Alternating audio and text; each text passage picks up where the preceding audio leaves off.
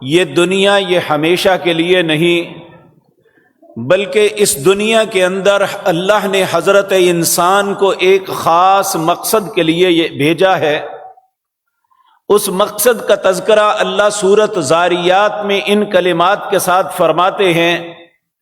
अल्लाह फरमाते हैं, वमा खलक़तुल जिन्न वल इंसा इल्ला लियअबुदून, मैंने जिन्नों और इंसानों को फ़कत अपनी इबादत के लिए पैदा किया।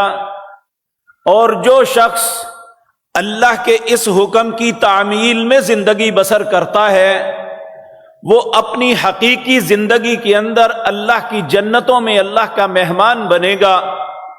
और जो अपने मकसद हयात को भुला देता है, वो अपने मकसद को पूरा नहीं करता, तो वो हमेशा के लिए जहन्नम के कैद खाने में कैद हो जाएगा। अल-अयाज़ु बिल्लाह। अल्लाह